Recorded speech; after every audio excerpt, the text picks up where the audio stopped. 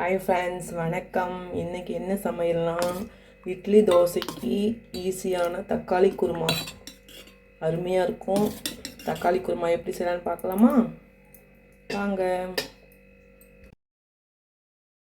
2 பெரிய வெங்காயம் கட் பண்ணி வச்சுருக்கேங்க, 4 பச்சை மிளகா, 3 தக்காளி, அரை கப்பு தேங்காய், அரை கப்பு பொட்டுக்கடலை, சோம்பு 1 ஸ்பூன், ஆயில்.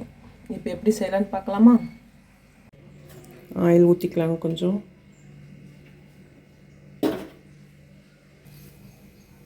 கடுகு போட்டுக்கலாம். கொஞ்சம் கடுகு பொரிஞ்சிச்சுங்க. 2 பெரிய வெங்காயம், 4 பச்சை மிளகா,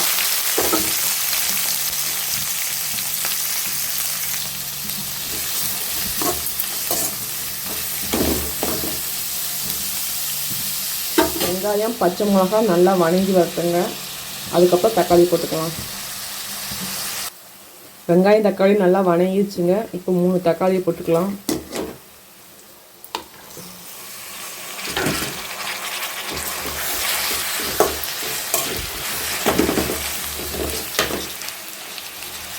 தக்காளி நல்லா வணங்கி வரட்டும்.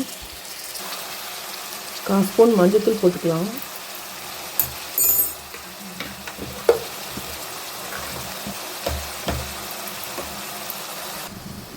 உப்பு தேவையான அளவு போட்டுக்குங்க.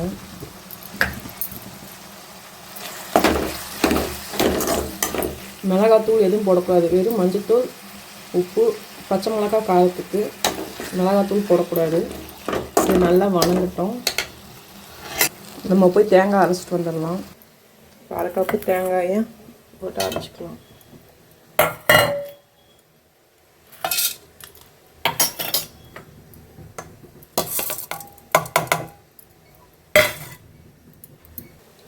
அரைச்சிட்டு வந்து காமிக்கிறேன். அரைச்சிட்டு வந்தாச்சுங்க. தக்காளியும் நல்லா வணங்கிடுச்சு.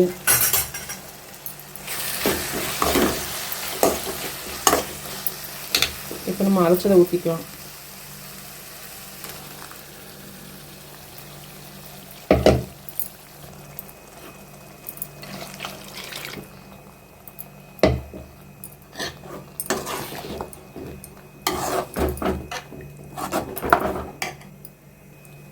நல்லா கொதிக்கிட்டுங்க. கொதிச்சுன்னா கலர் வந்துடும். இப்போ இப்படி தான் இருக்கும். நல்லா கொதிக்கும்போது மஞ்சள் கலரில் வரும். கொதி வரட்டு பார்க்கலாம். கொதிச்சுட்டு இருக்குதுங்க. நல்லா இன்னும் கொதிக்கட்டும். ஒரு 10 நிமிஷம் நல்லா கொதிக்கட்டும்.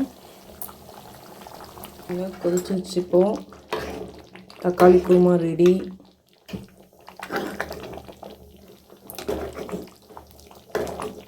இட்லி தோசைக்கெல்லாம் அருமையாக இருக்குங்க. ஒரு டைம் செஞ்சு பாருங்கள். இட்லியும் ரெடி ஆயிடுச்சுங்க. இப்போ சாப்பிட்லாம்.